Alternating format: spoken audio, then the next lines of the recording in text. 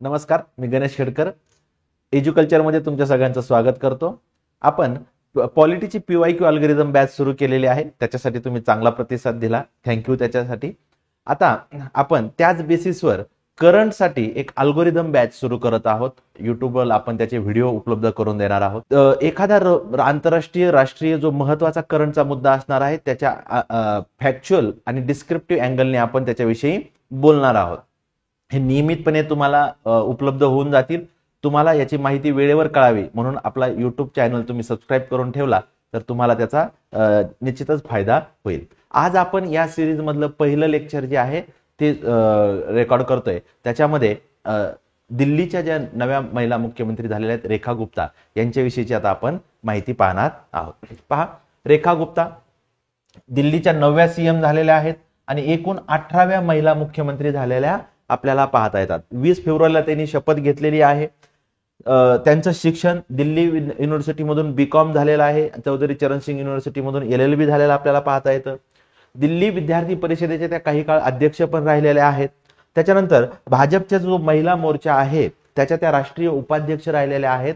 आणि दिल्लीमध्ये एकूण 4 महानगरपालिका आहे. त्यातल्या दक्षिण दिल्ली महानगरपालिकेच्या त्या 3 वेळा सदस्य म्हणजे नगरसेवक होत्या आणि एकदा महापौर पण राहिलेल्या आहेत. वैयक्तिक माहितीवर आपल्याला एखादा पर्याय विचारला जातो म्हणून आपण ते करून ठेवलेले आहे. दिल्लीच्या एकूण त्या 4थ्या महिला मुख्यमंत्री आहेत. पहिल्या सुषमा स्वराज आहेत, दुसऱ्या शीला दीक्षित आहेत, तिसऱ्या आतिशी मार्लेनो आहेत आणि 4थ्या रेखा गुप्ता आपल्याला पाहता येतात. सुषमा स्वराज एकूण 52 दिवसच राहिलेल्या आहेत. त्यावेळेस त्या दिल्ली लोकसभेच्या खासदार होत्या, आमदार नव्हत्या, हे लक्षात ठेवा. शीला दीक्षित या भारतातल्या सर्वाधिक काळ महिला मुख्यमंत्री राहिलेल्या आहेत. 15 वर्षापेक्षा जास्त काळ त्या महिला मुख्यमंत्री राहिलेल्या आहेत. फेब्रुवारी महिन्यामध्ये दिल्लीचं विधानसभेचं इलेक्शन झालेलं होतं. त्याची आपण थोडक्यात माहिती बघू आणि पुढे जाऊयात.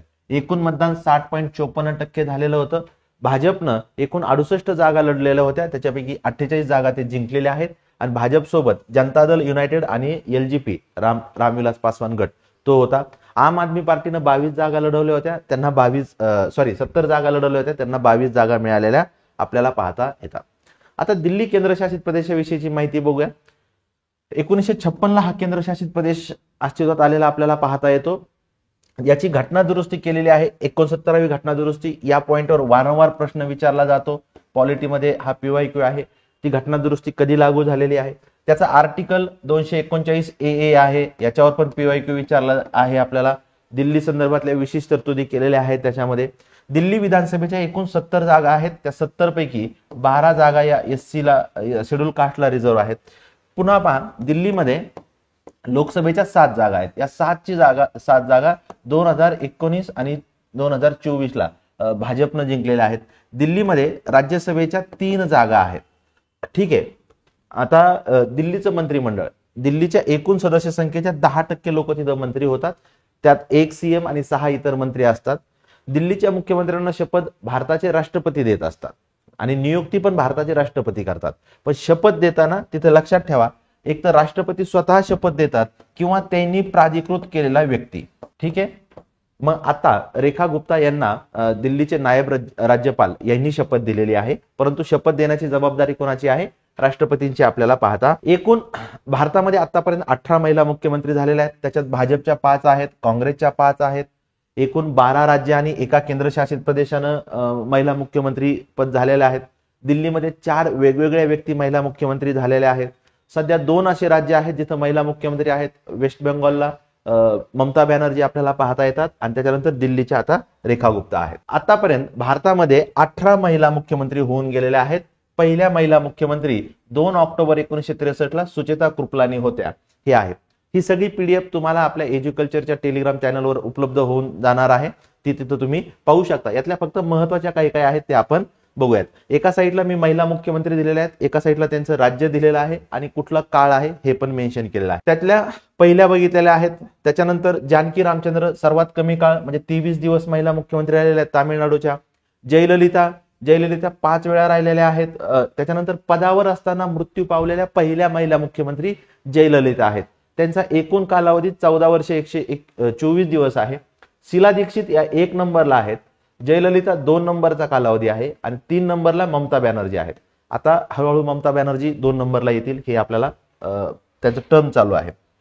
त्याच्यानंतर वसुंधरा राजे राजस्थानच्या राहिलेल्या आपल्याला पाहता येतात. तर या महिला मुख्यमंत्र्याचे तुम्ही एकदा ते पाहू शकता. महिला मुख्यमंत्र्याची आपण माहिती पाहिलेलीच आहे, पण त्याच्यामध्ये आता सध्या भारतात 2 राज्य आहेत जिथं 2 डेप्युटी सीएम महिला आहेत. एक राजस्थान आहे आणि ओडिसा आहे. हे पण आपल्याला माहीत असणं फायद्याचं राहतं. ठीक आहे. अशा प्रकारे आता आपण रेखा गुप्ता यांच्या निमित्तानं भारतातल्या महिला मुख्यमंत्री, त्यांचं राज्य, दिल्लीच्या जी काही तरतूद आहे याच्याविषयीचं सगळं डिटेल पाहिलेलं आहे. आता आपण ही पॉलिटीची PYQची अल्गोरिदमची बॅच सुरू केलेली आहे. त्याच्यामध्ये ग्रुप बी मेन्सचे सगळे पेपर आपण डिस्कस करतोय. एकूण पेपर 20 आहेत. त्याच्यात PSI, STI, ASO, SRचा पण पेपर आहे.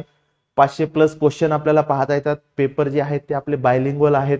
या बॅच मध्ये आपण एक तर तो PYQ तर पाहणारच आहोत, पण त्याच्या रिलेटेड त्या टॉपिकची पण रिव्हिजन करणार आहोत किंवा IMP काय फॅक्ट्स आहेत ते आपण पाहणार आहोत.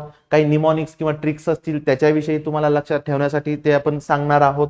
त्याच्यानंतर टॉपिकचं अनालिसिस करताना व्हर्टिकल आणि हॉरिझॉन्टल अप्रोच जो आहे त्या अप्रोच विषयी मी त्या बॅचमध्ये नियमितपणे बोलत असतो. आणि एखाद्या टॉपिकवर आता काय क्वेश्चन येऊ शकतो, एक्सपेक्टेड एरिया काय आहे हेही मी तुम्हाला सांगत असतो. या व्हिडिओच्या डिस्क्रिप्शनमध्ये तुम्हाला या बॅचचा जो व्हिडिओ आहे तो पाहायला मिळेल. असेच करंट रिलेटेड ज्या काही आपण बोलणार आहोत, जे लेक्चर घेणार आहोत ते तुम्हाला नियमितपणे मिळावेत याच्यासाठी आपला एज्युकल्चरचा टेलिग्राम चॅनल तुम्ही आणि YouTube चॅनल तुम्ही जॉईन करून ठेवा. चालेल. थँक्यू.